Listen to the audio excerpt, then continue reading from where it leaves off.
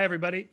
Yes, I am the publisher of this magazine. It's called Skeptic Magazine. Here's our latest issue, just came out. In the Beginning: Cosmic Inflation, the Multiverse, and the Nature of Scientific Proof. So that gives you some idea of the kinds of big subject topics that we like to take on. In this case, I wanted our cover story author to give us an update on what the latest scientific theories are about the origins of the universe, why there's something rather than nothing, what caused the bang to bang, what was there before time, all those kinds of big questions. And whether you're a believer or not is sort of besides the point, because just saying, well, God did it is not really an explanation. Inquiring minds would want to know, well, how did God do it? Maybe God created the laws of nature and fine-tune the parameters of the laws of physics and so forth to give rise to universes and complex life like ours. But we still need to understand what those laws are, and so that's of course why we need science. So to that end, skeptic likes to explore all the great questions, God's existence and free will and determinism and why there's something rather than nothing, and all the big questions, and admitting we just don't have final answers to a lot of those, regardless of what religion you are, or if you're not religious at all. People are still curious about these things. Anyway, so that's just kind of a general overview. Skeptic it's a quarterly publication. We still have a physical magazine, which is rare these days, although we are on digital platforms as well. And so like a latest topic that we've been exploring is conspiracy theories. Like here's our previous issue, QAnon. QAnon is an interesting test case for how to think about weird things. That's the title of my first book. Here it is right there. And if you'll notice that painting right there, that's the actual painting that formed the cover of the book, which I'm proud to have from the artist. Back in the old days when publishers still hired artists to actually paint covers. Now it's all done digitally online, of course. And so what do we mean by a weird thing? Of course, no one thinks that they believe weird things. They think they believe particularly rational things. I mean, we deal a lot with pseudoscience, but I have to admit, no one in the history of the world is ever identified as a pseudoscientist. They all think they're doing science, and nobody gets up in the morning and thinks, well, I'm going down to my pseudo lab to run some pseudo experiments to collect some pseudo facts to support my pseudo theory, so my pseudo beliefs will be founded. Nope, nobody thinks that. In the same way that no one in the history of the world has ever joined a cult. They join a group that they think is going to be good, it's useful, save the world, help the poor, improve my finances, make my love life better, whatever. Nobody thinks that, at the end of this pathway, I'm going to end up drinking the Kool-Aid, literally, or taking some poison and going off to the mothership behind the comet there. Nobody thinks that. And so QAnon is a particularly interesting case because it's so weird. It is probably the strangest, kind of most out there conspiracy theory I've ever encountered, and I've studied them all. I mean, let's just think about it for a second.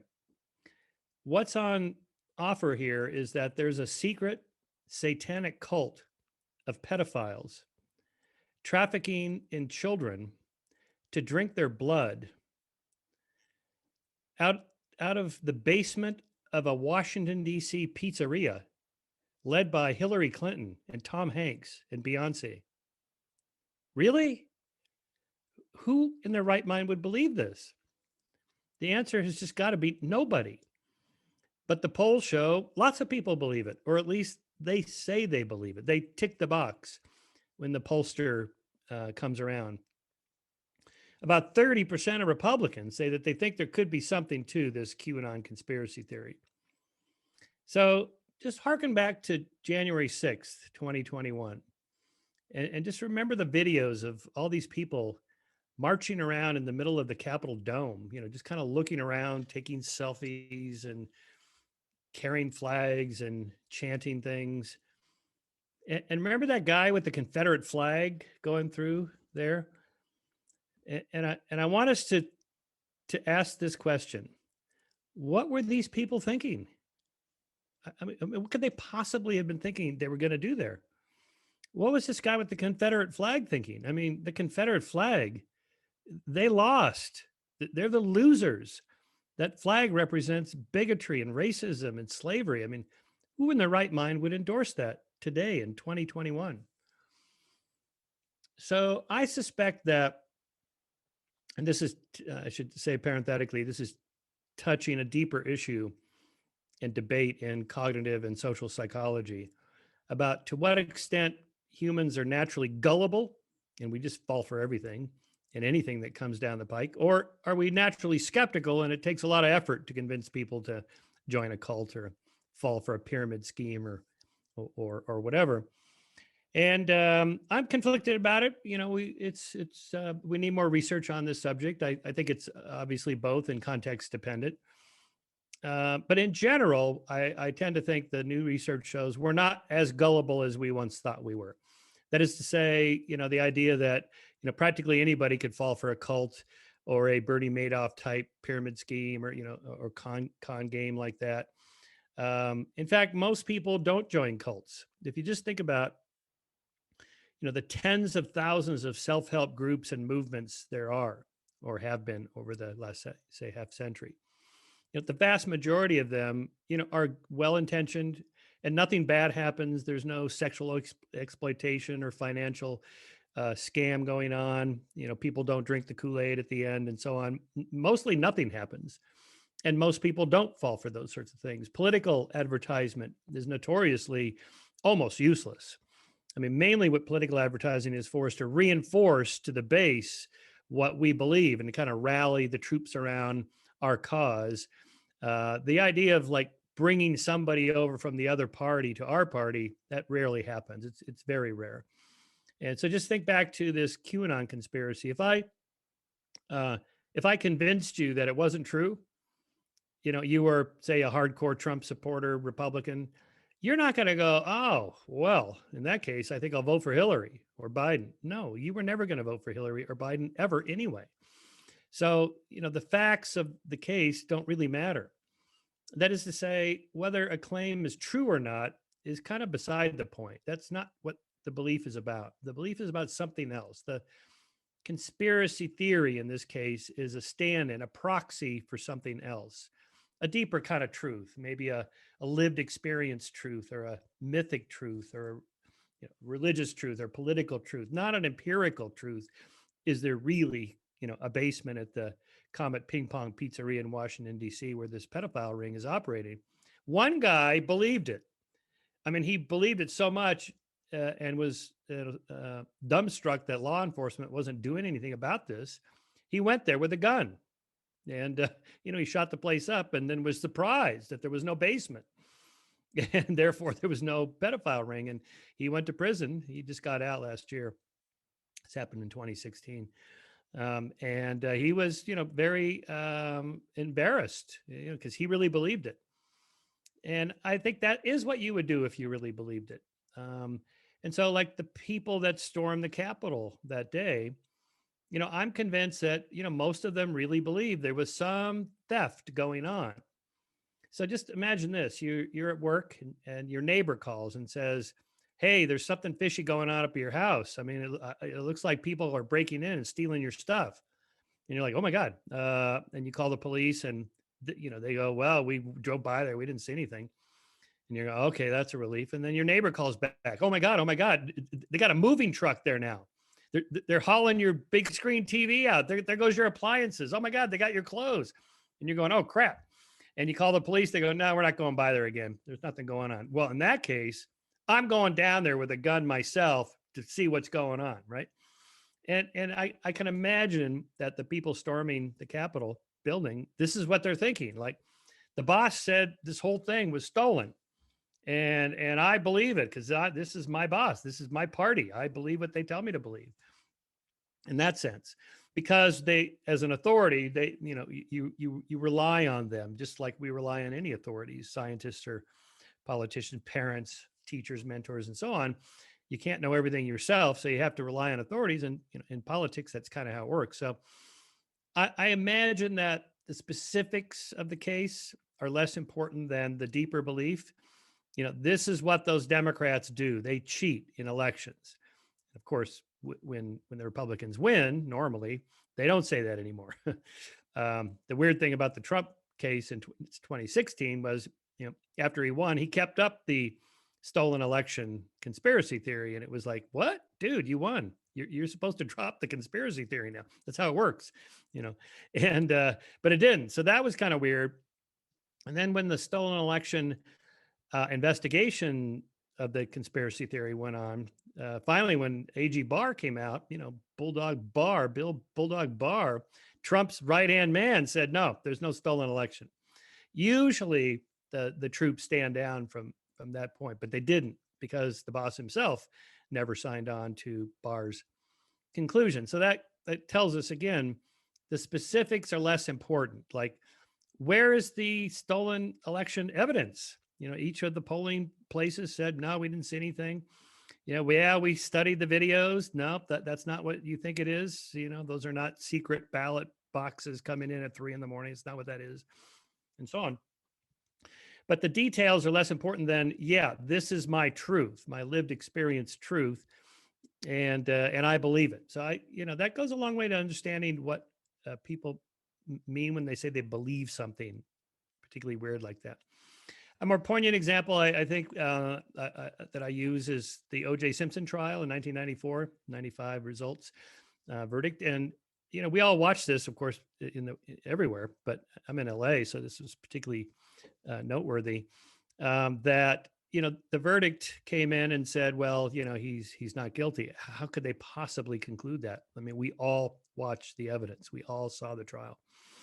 And because the defense floated a conspiracy theory, which is that the LAPD planted the evidence, the bloody glove, for example, the footprints, the blood splatter and spots on his socks and on the carpet and so forth.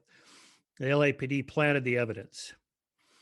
Well, there was no evidence that they planted the evidence, but historically speaking, this is kind of a historical truth for the African-American community in LA. If you go back to the 1950s, when a lot of Blacks moved to Southern California from the South after the Second World War, the LAPD was pretty racist. I mean, it was pretty bad. And the way they treated African Americans in the 50s, particularly the 60s, was just horrific. And they did plant evidence.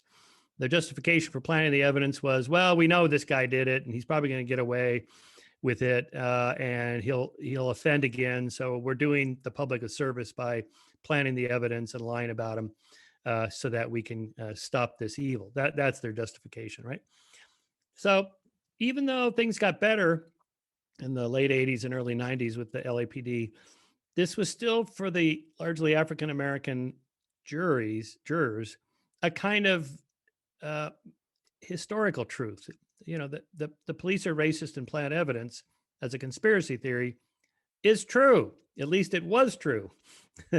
Not in the particular case, the OJ trial, but is a more general truth about what we believe and why we believe it and so on. And so I think a lot of these are kind of stand-ins for something else that's underneath that.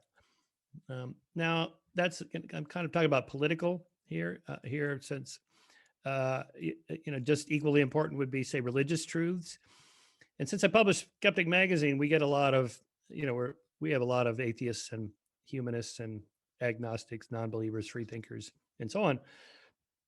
And they're very interested in natural explanations for apparently supernatural phenomena.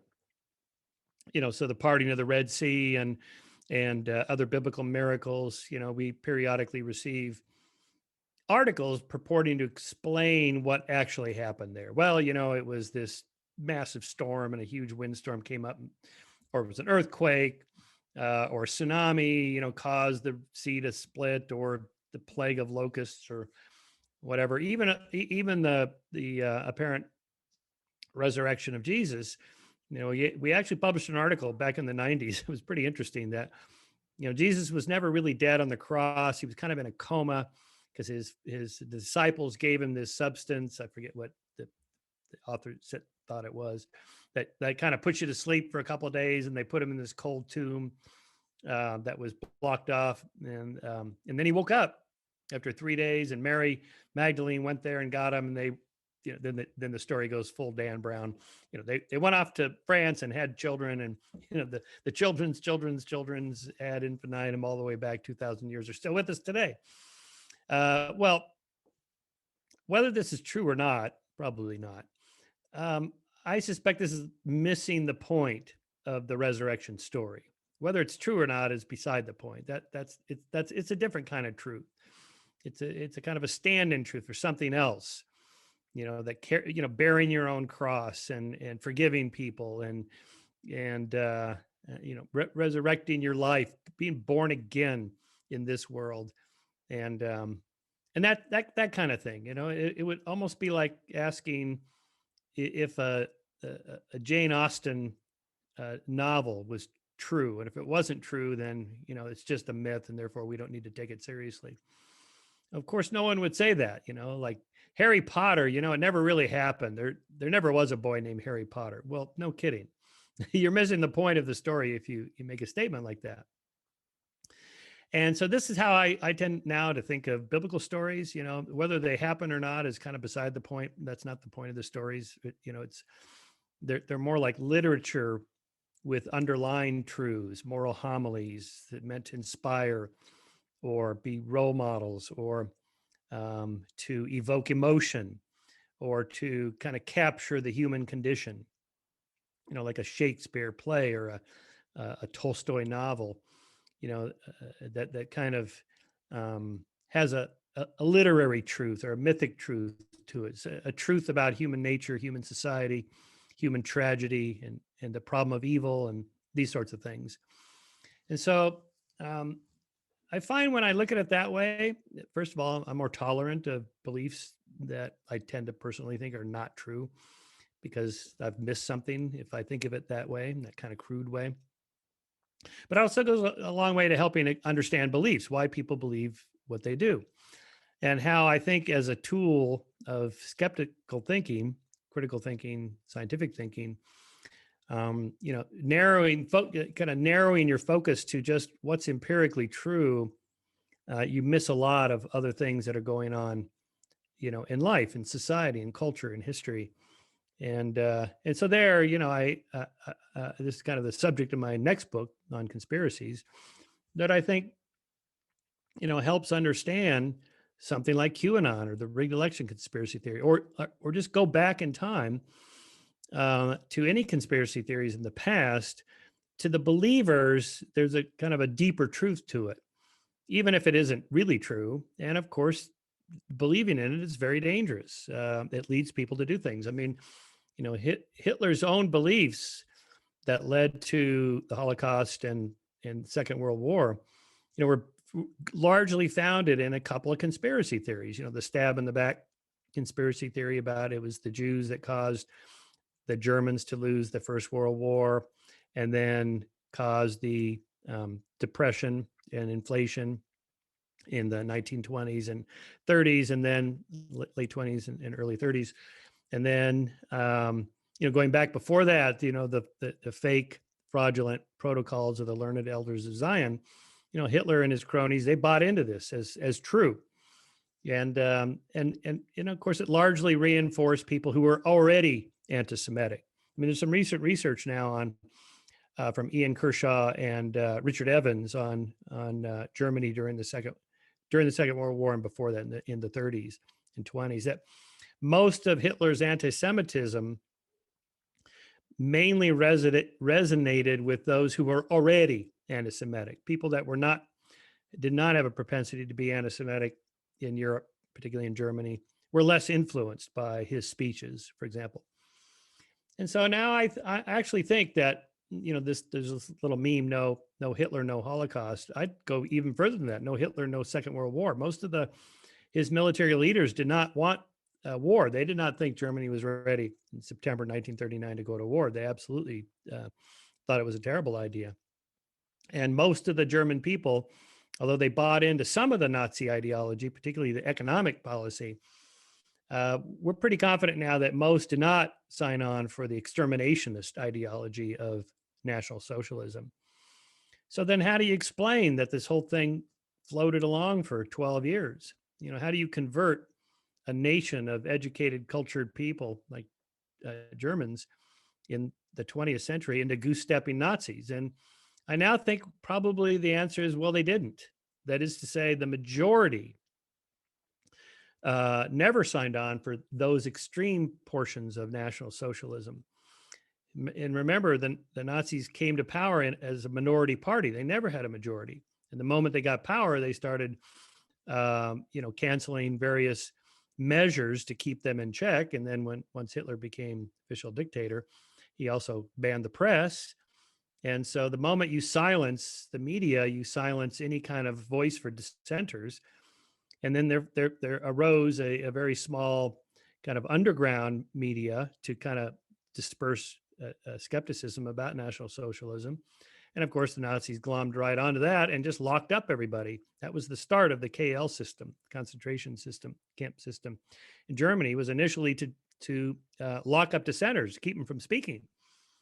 So the whole thing is kind of held aloft by a couple of factors. One is called pluralistic ignorance. That is where everybody thinks everybody else is going along with something when in fact most are not.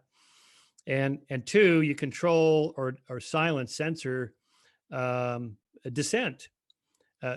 Because if you have enough dissenters speak out, then that breaks the cycle of pluralistic ignorance or the spiral of silence. Then everybody can see not everybody is going along with this and that they feel emboldened to speak out. But if you see your neighbors being hauled off to concentration camps or you never see them again, of course you're going to keep your mouth shut. So that the whole thing can be kind of held aloft that way.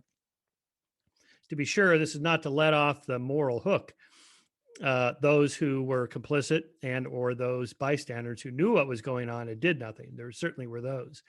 But do keep in mind that all 6 of the massive major extermination camps were not in Germany. They were in Poland, far from the prying eyes of German citizens and religious leaders and so on that would have spoken out. They did speak out in the 1930s when the Nazis started on their euthanasia program, first sterilization and then euthanasia of their own citizens. And the Catholic Church and the Protestant Church spoke out against this, and they were, of course, silenced. And we know that Hitler told Himmler and the others, we are never to speak about this. Don't put it in writing. We're just going to do this quietly.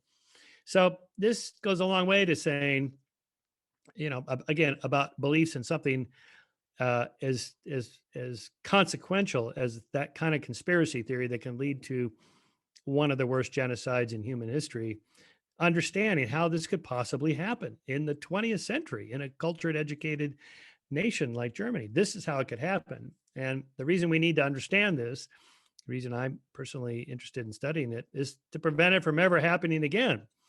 That's why we got to draw those lines in the sand pretty early on before things go too far down the pathway that you can't stop it. You can't turn it around. You can't dissent. Anyway, so those are just a few of the subjects I've had kind of percolating in my mind lately. Of course, there are other factors that go into this that we have to look out for. Psychological biases, cognitive biases, motivated reasoning. This is called the umbrella idea, is that once you are convinced something is true, you then go into overdrive to find evidence that supports that it's true and to ignore or rationalize evidence that is disconfirming your beliefs. So the confirmation bias, the hindsight bias, the my side bias, and so on, these all operate to drive our brains into acting more like lawyers than scientists. Scientists want to know what's actually true, not what we want to be true. In this metaphor, lawyers, their job is to defend their client, not to figure out what really happened. And so that's what happens with our beliefs. We think, well, this is true, and now I'm going to figure out ways to confirm it. So the steps that scientists take to disconfirm their beliefs, to falsify their beliefs, to run experiments in which they could find evidence that would go against it. That is counterintuitive. We don't do that naturally. It doesn't come naturally. That takes training, takes a degree in science, say, or classes in research methodology and statistics and so on. And just, colloquially, when we encounter something, once you've committed to the belief, and the more personally committed you are, the more at stake you have in it, the harder it is to change your mind. So again, it's, part of our business is to try to dissuade people from believing certain things that are not true. And it's very difficult if what they believe, is part of their self-identity. So for example, examples I use of this, if you're a Christian and you have doubts about Darwin's theory of evolution, and you're talking to me, I'm not going to say, well, you have to choose between Darwin and Jesus, because, the down of Sage, the great British naturalist, is going to lose every time. A Christian, by definition, is committed to Jesus as the Messiah and died for their sins and so forth, or else they wouldn't be Christians if they didn't believe that. So clearly that's a pretty strong identifying characteristic of their belief. And so I can't present it like, well, you got to give that up in order to accept Darwin. No, you should just accept Darwin because it's true. And then, the religious truths that you believe, those are separate. Those are not the same kind of truth, and not necessarily in conflict with evolution. Or if I'm talking to a conservative about climate science, because maybe they're skeptical of the of anthropogenic global warming, again, I'm not going to tell them, well, you got to give up your beliefs in free market capitalism and free trade and the American economy and so on in order to accept the science. If I do that, I'm going to lose them as an audience. Because the more committed somebody is to a belief that's part of their identity, then the harder it is to give up. So I just tell them, accept the science and keep your foundational beliefs. They're not necessarily in conflict. In fact, you can make a lot of money investing in green technologies that are going to combat anthropogenic global warming, say, something like that. So that also goes a long way to explaining, why people have a hard time giving up their beliefs. A few years ago, I did a series of debates on gun control with John Lott. John Lott is the economist who wrote that book, More Guns, Less Crime. His theory, to kind of simplify it, is, just arm everybody. and this will stop the gun violence. Criminals won't go to anybody's houses to burgle them anymore because they'll be afraid of being shot and so on. Okay, I don't happen to think this is true, and I have good reasons to think his evidence for this is faulty. But what I found in doing these public debates is that it wasn't really about guns. The guns were not what was at stake for most people. People that are so-called Second Amendment people, pro-gun people, it isn't the guns. That the guns are a proxy for something else. That something else being freedom, autonomy, combating fascism or fascistic like government actions, standing up to tyranny, self-defense, a man in his castle, and I'm going to defend my castle, and I need weapons for that. And there's evil in the world, and we have to stand up to evil, and a gun is a way to do that.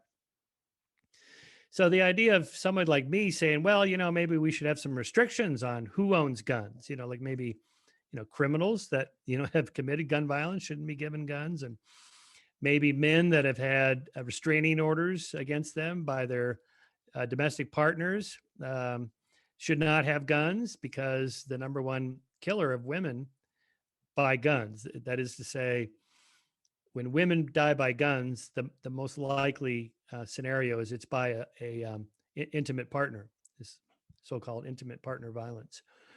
So maybe they shouldn't have a gun. I mean, just proposing simple things like that, like background checks. Conservatives and Republicans, they go crazy over, background checks, identity. You got to have ID to vote and so on, unless you want a gun, in which case, they're like, well, this is different. I'm oversimplifying, of course, but just think about gun violence versus terrorism violence. 35,000 people a year on average die by guns, split roughly between homicides, suicides, and accidents. And, to conservatives and Republicans, this is just like, well, whatever, that's the cost of freedom. But if you said, well, if 35,000 people died a year from terrorist attacks, they would lose their minds. They would triple the budget of the Homeland Security. They would, just cancel all civil liberties. They would, sort of, cancel the Constitution, except for the Second Amendment, to stop this horrific attack on our freedom and our homeland. In other words, I'm saying, there's often a little consistency in people's beliefs. And believe me, I can go on about the left in their inconsistencies as well. And the progressive woke culture, for example, and the cancel culture. We're in favor of free speech unless you say something I don't like, in which case we're going to cancel you. Okay. Not consistent. People are not consistent because their beliefs are held for other reasons than they say that they are. And I think that's, why we have to really, dig deep into understanding the psychology behind the beliefs and figuring out what these beliefs actually stand for. And then we can figure out a way to combat what we think are pretty obviously not true beliefs if they're causing harm. Otherwise, then, who cares what people believe if it doesn't cause any harm. Anyway, I think I'll stop there and open it up for questions and comments, and, okay, and great. we can So see where to Professor, go from there. great. I'm gonna take the first few questions here, then we'll open it up. Thank you for this thought-provoking presentation. So to start, I normally think of absolutism and in epistemology as there being one truth. But then when it comes to skepticism, I think of there being a split in two poles. And I wonder how you think about this. One end being relativism, that there's no truth, and one end being a pluralism, that there's truth in everything. And I wonder how, which direction you advocate for in your skepticism. Well, more of a spectrum. That is to say, let's get away from binary thinking, and that, there are, again, as I mentioned, many kinds of truths, but not all kinds of truth. Not everything is a truth. Not every lived experience you have is equal to everybody else's truths. This is not the case. So, one of the driving motives I've had since I abandoned religion, and I was a born again evangelical Christian from the age of 17 to about 24, was to then say, well, okay, if the divine command theory is not the correct interpretation of the origins of morality and why we should be good and the difference between good and evil and so on, is my only alternative the kind of traditional liberal position? Well, it's all relative, just cultural relativism, because I don't believe that either. To my liberal interlocutors who say this, I say, okay, well, my theory that the Holocaust never happened is equal to yours that it did. Oh, no, I'm not going that far. It's like, okay, so we can know something about the past. There are some actual objective facts that are not just relative. And same thing with moral values. That, as Lincoln famously said, if slavery is not wrong, nothing is wrong. And pretty much everybody today will say, well, of course slavery is wrong. Okay, why? Why is it wrong? And they'll usually articulate something about the rights of individual autonomy and freedom and so on. It's like, okay, well, where did those come from? Because you don't believe that God gave them to us. So where'd they come from? And at some point they have to make a decision that, well, they come from our Constitution. Well, people wrote that. What if they didn't write that? And what if America gets taken over by China or Russia or something in centuries from now and we're no longer existent? What happened? Where do those rights go? In other words, is there any kind of way to figure out something in human nature that we can ground objective truth in that isn't just divine, doesn't come from divine command theory, but neither is it just relative? And just one final example, I usually, liberals will say something like, well, Western culture has no business telling, say Arab states, how they should treat their women. It's like, oh yeah. So you think female genital mutilation is okay? Well, no. Why not? Well, and then they kind of get stuck, like, well, because there are some truths that are actually really true or really wrong, and that cutting off the genitals of young girls is actually really wrong, objectively wrong, absolutely wrong. Right. So, I that's kind of how I deal with that. Okay, great. So, one of the things we work to do here in our community is not only to be intellectually robust, but spiritually dynamic. And I have found there to be a strong correlation between fundamentalist religious types and spiritual fervency. But once you bring skepticism into your spiritual practice, it can be hard to turn off questions and just immerse. How do you think about how do you think about spiritual practice in relationship to scientific skepticism? I guess it would depend on what you mean by spiritual. What do you mean by spiritual? Well, in that case, I guess I guess I don't just mean a spiritual idea like we're all interconnected or there's oneness, but engaging in a practice where one has some level of belief in something beyond themselves, and are working to connect to that. But as soon as the skepticism emerges, oh, maybe this isn't true. It's hard to remain in that space. Well, but there is a truth to it. That is to say, we know from lots of neuroscience, cognitive science, and social psych research that certain practices are healthier for people than other practices. And so, for example, the number one predictor of longevity is not if you're on a keto diet or a vegan diet, or if you do 200 burpees every morning, or you run a half marathon every week, or whatever. No, it's having a community of friends and a loving family relationship, a spouse or a partner who loves you and that you love, having a family or immediate family or extended family or a community of people that you care about and who care about you.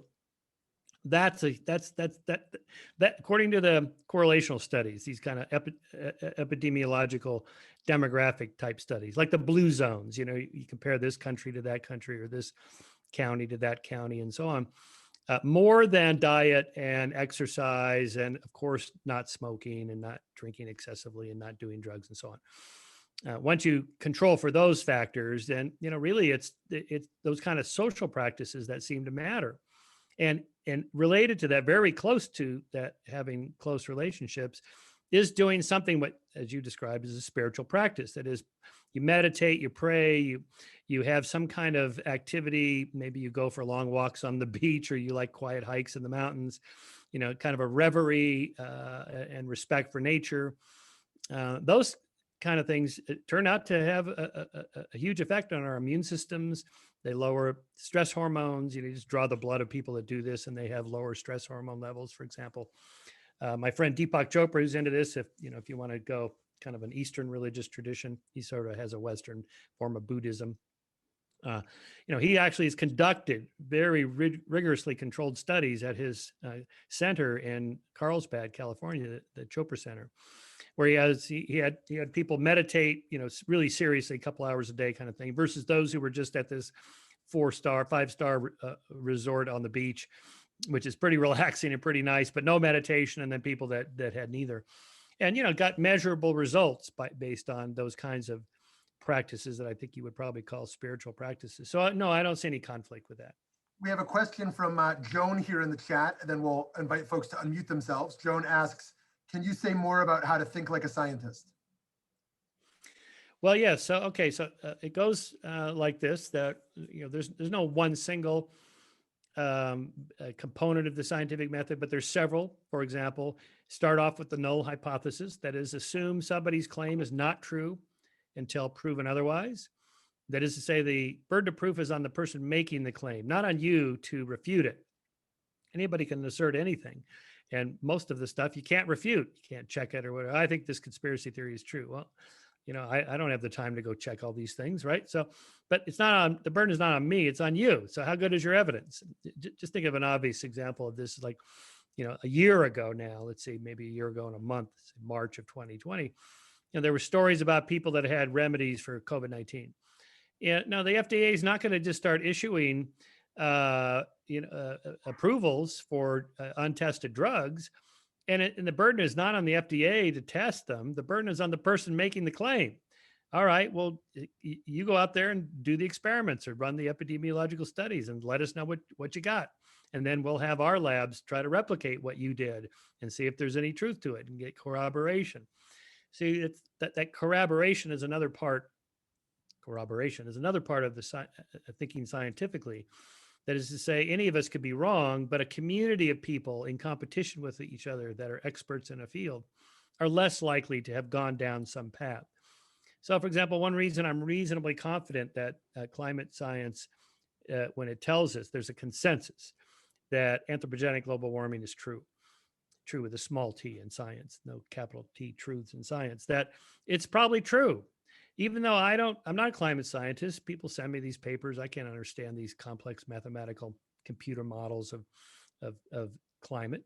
But I trust the system works reasonably well, that by the time I get their consensus statement issued by the IPCC, that it's probably been vetted and checked, and they're competition with each other. So that social nature, the consensus part of the scientific method, is also very important. A couple other things I would throw in, Hitchens' dictum: that which can be asserted without evidence can be dismissed without evidence. You don't have to refute anybody. You don't have to say anything. You just say, well, that's nice. I will retain my skepticism until you show me evidence otherwise. Is Bigfoot real, or aliens real? Well, that would be interesting. If it's true, show me the evidence. Otherwise, I remain skeptical. So, Professor, on this, to pick a controversial topic here, so you say that one of the starting points is don't believe claims. So, as you know, in recent years, the Me Too movement emerged, and it emerged that that anyone who's an ally to women should automatically believe women with claims of sexual harassment, sexual abuse, and that this is kind of a repair for a history where women were largely not believed. So, like, how would you relate that, thinking like a scientist, to a case like that? Yeah, there I would probably defer to more political, or maybe even you might call them jurisprudence truths. That is to say, we know historically this is bad, but the correction for it is not just, instead of the default mold being don't believe the women, the answer to that is not just believe all the women all the time. Neither case is true. We have to go to the tried and true methods, which again, sort of in a kind of quasi-scientific way, led to a consensus amongst many jurisprudence scholars over centuries, that it's better to err on the side of assuming people are innocent until proven guilty. Better that 10 guilty people go free than that one innocent person go to prison. And that 10-to-1 ratio has held up, over the centuries as is a pretty solid, kind of starting point for that sort of thing.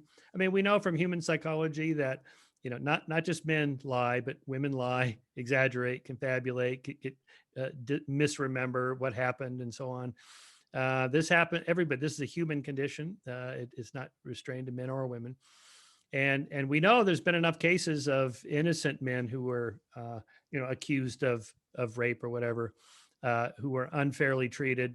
Here I'm thinking of a number of college cases when this is before the Me Too movement took off, and then through it, and the standards changed from from the kind of standard legal measure to the lesser burden of proof argument of sorry, I'm mixing up my statements there, of the preponderance of evidence versus beyond a reasonable doubt. So the beyond the reasonable doubt in legal scholarship is the higher standard to meet. Colleges shifted to the lower standard. Just assume the men are guilty. Basically, assume the men are guilty if the woman accuses him. Well, this is starting to turn around now, because a lot of parents are suing these colleges for railroading their sons in these kind of mock trials, and so that's a problem. Okay, great, friends. Feel free to unmute yourself if you want to jump in now.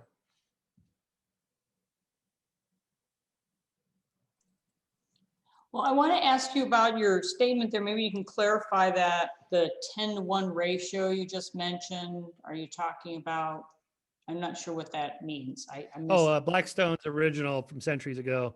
Again, the famous quote: better 10 innocent people, or 10 guilty men go free than that one innocent person goes to prison.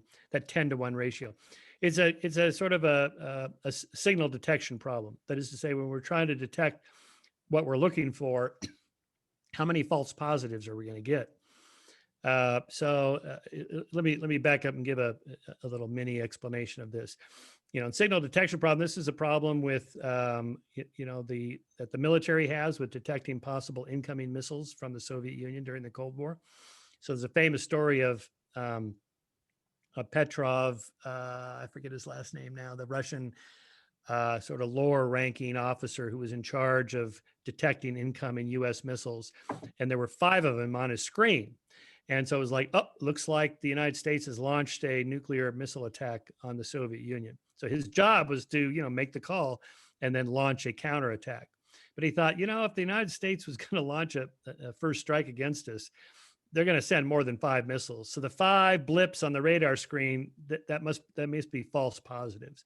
And to his credit and our survival, he was right.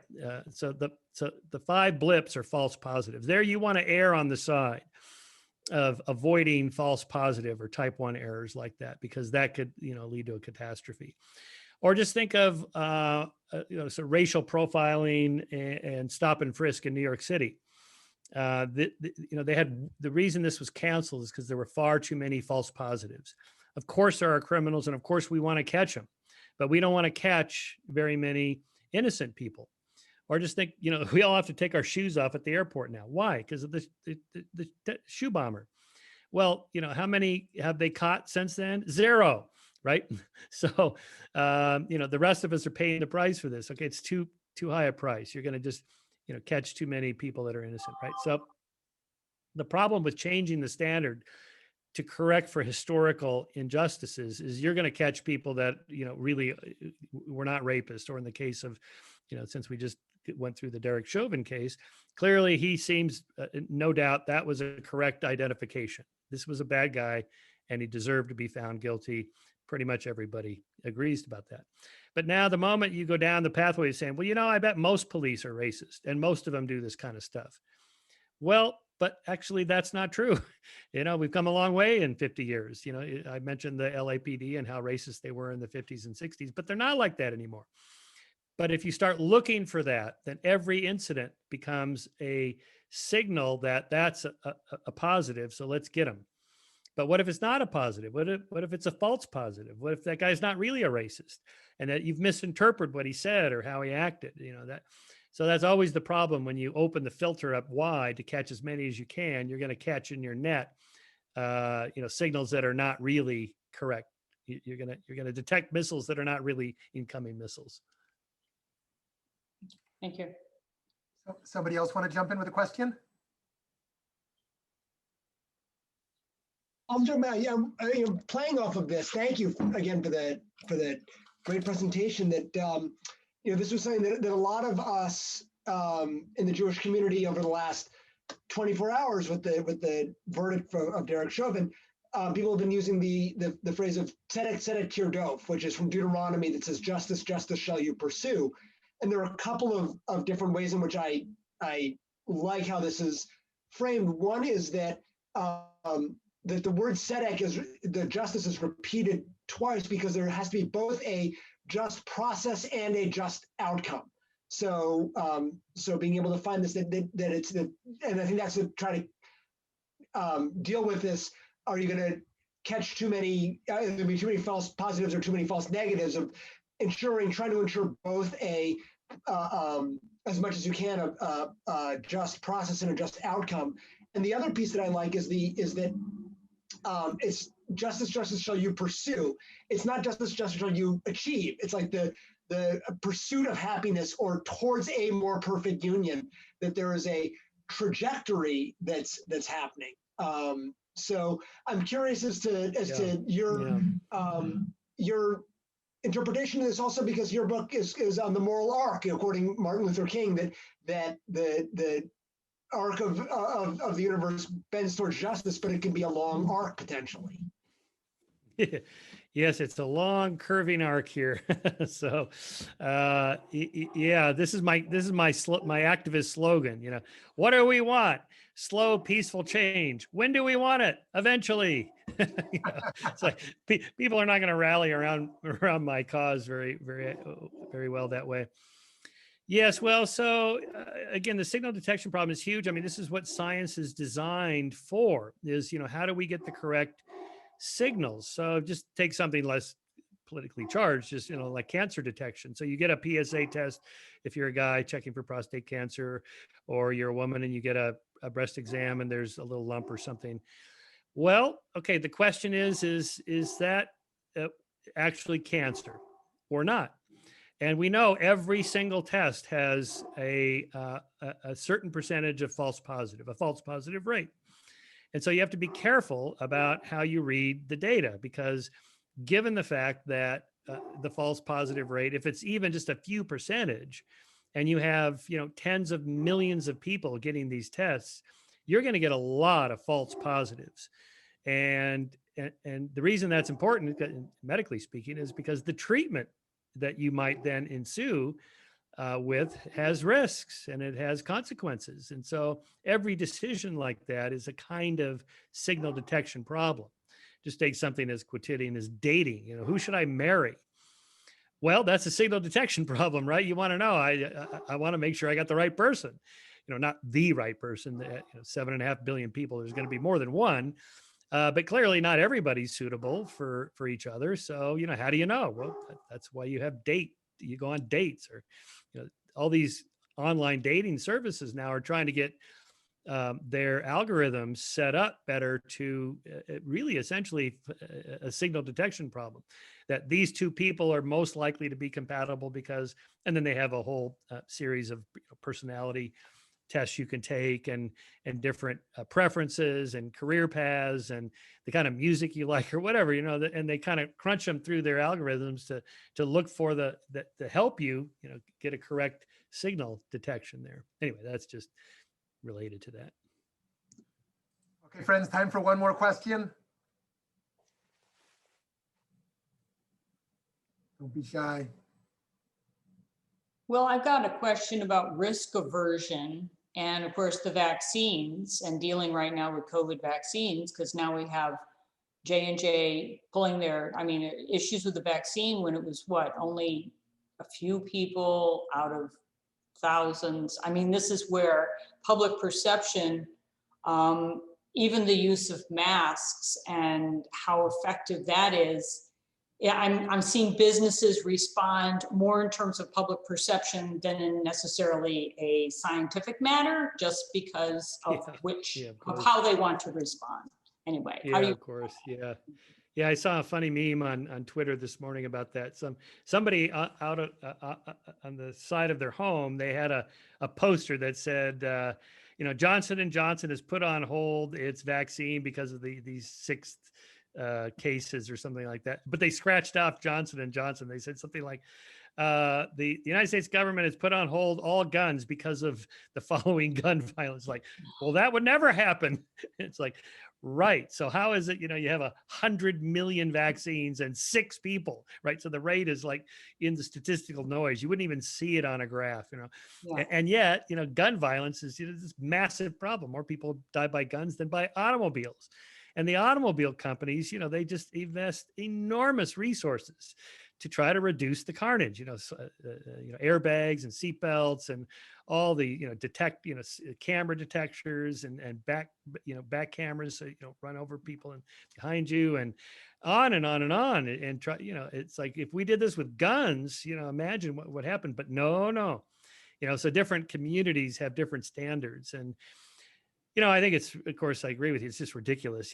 I'm not worried about the vaccines. I'm just not. It's just, if you have hundreds and hundreds of millions, the law of large numbers says, even if the rate is 0.0001% of side effects or deaths or whatever, that's enough to make the evening news. Like, oh my God, look what happened. So what? It's a little bit, this kind of, and again, these tools of skepticism, you hear the kind of statistical miseducation. People hear these numbers reported on the news, like, there's been 100% increase in this particular kind of cancer. You're like, oh my God, 100%, Jesus, I hope I don't get it. Then you look it up and it's like the rate was 1 per 100,000. Now the rate is 2 people per 100,000 people. It's like, oh, I have no chance of getting this. It doesn't matter if it went up 400%. It's meaningless, but it sounds so dramatic. Oh, 100% increase. Oh no. Right. So it's just crazy, and it's, now, of course, saying that, I have to say, if I was a politician, maybe I'd feel like, well, I better err on the side of the precautionary principle, because, what if this turns out to be the Spanish flu and 10 million Americans die, then it's on me, so I'm in California, so everybody's, not particularly crazy about Governor Newsom's. They call him Governor Nuisance here. He's constant flip-flopping. We're going to do this. No, we're going to do that. Oh, going to close it up. Oh, we're going to open it up. And, he's just bouncing around. Well, because nobody knows for sure. Again, it's a signal detection problem with a lot of fuzzy gray area that we just don't know. Just a lot. Even Dr. Fauci, he's not a deity. He's not omniscient. He doesn't know either. Right. He's just going on there every night going, well, here's what I think today. But yesterday, you said this. I know. Well, this is what I'm saying today, because this is what we know today or don't know. So it's a huge problem with medical issues like that, because, human bodies are so complex. I mean, I got the Moderna vaccine, first shot, no problem. Second shot knocked me on my ass for, 36 hours. Why? Nobody knows. I know people that are way less healthy than me. Who, had no side effects. I'm like, okay, well, nobody knows.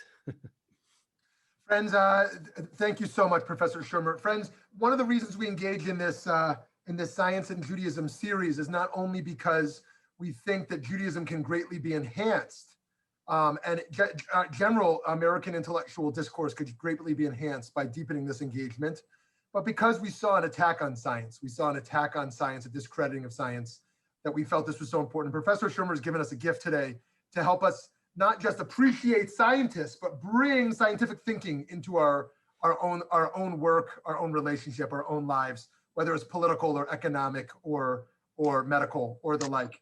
So thank you so much for that. And friends, our interview with Professor Steven Pinker earlier today will be up later today. Our class with Professor Kajniak on social neuroscience perspectives on empathy and compassion is on Monday. And Professor Shermer's recordings will probably be up later this afternoon. Thank you so much for this time. And thank you all so much for joining us.